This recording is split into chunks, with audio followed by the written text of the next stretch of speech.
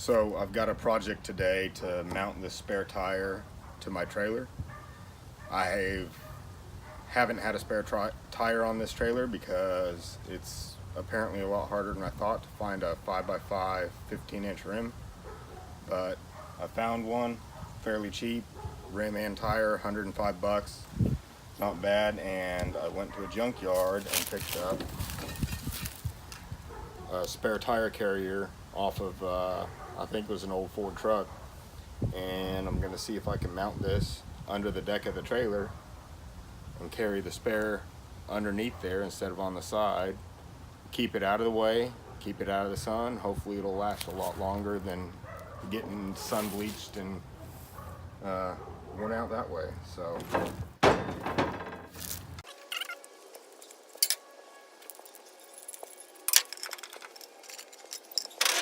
alright, step one complete. The spare tire carrier actually fits the wheel.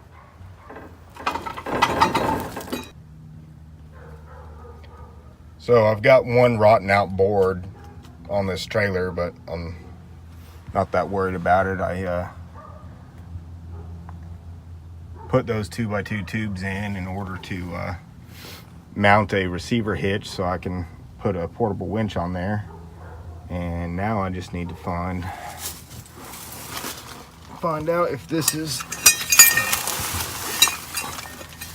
the best spot to mount this. So I want to leave that that square drive, and I'll just route an extended handle out the side of it so I can raise and lower the spare if I ever need it.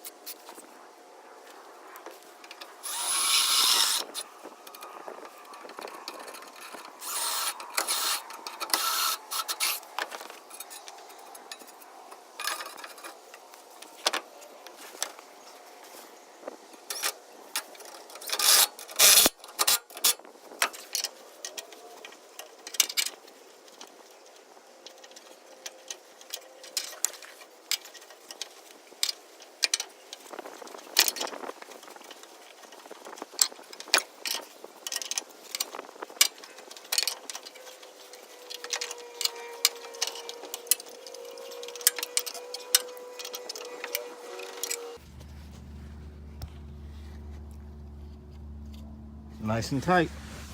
So now I just need to rig up a permanent handle to to where this is a lot easier to do, just from the side of the trailer. And I'll extend this rod and use a couple washers to captivate it so it can't fall out, and should be good.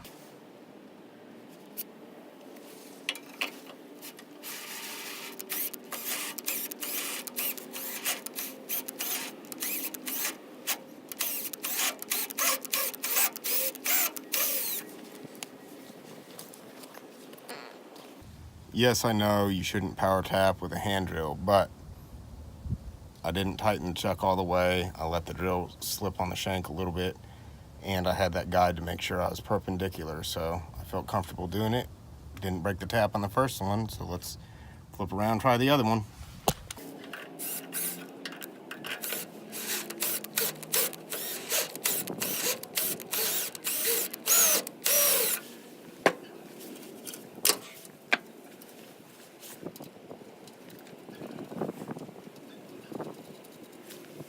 It worked! Imagine that. So I realized I probably haven't explained a whole lot of what I'm doing on the rest of this jack mount, as far as making a rod to where I can raise and lower easily. So let me flip you around and I'll show you exactly what I did. So there is the spare tire winch out of an old Ford truck. This piece, let's see, there we go, is the square drive end that fits in there.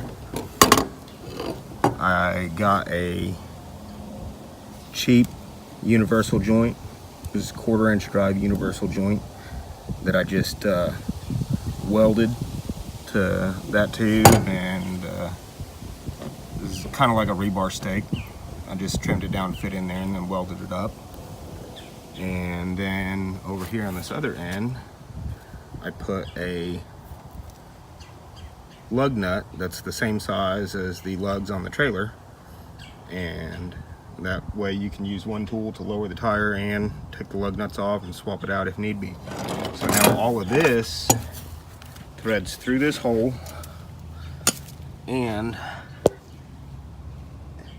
through that bracket. Now, and it goes in, let's see, it goes in this way. In order to keep it from rattling out, I need something clamped to the bar on this side to keep it from coming out. And I couldn't just weld a washer on there because I didn't want to get the welder back out and for one little job. So I got a, where is it? A locking collar, and I'm going to clamp that to the rod after I get it installed. So I'm gonna go ahead and put this rod in, clamp this locking collar on, and I should be done.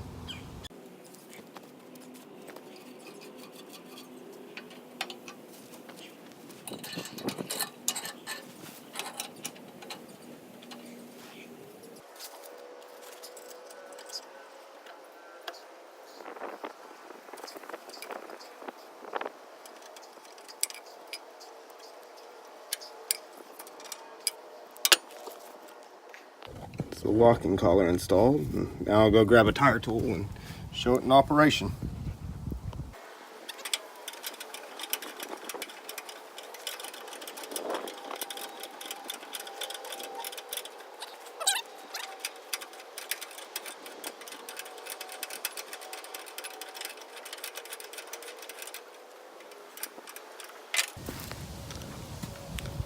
Tire secured, and that piece there isn't going to fall out going down the road. Tire's nice and snug, fits, barely sticks down below the frame rail. Even if you set the front of the trailer all the way down with where the axles are, you'll still have clearance to get it in and out if need be. So there's my hidden spare tire mount for my trailer.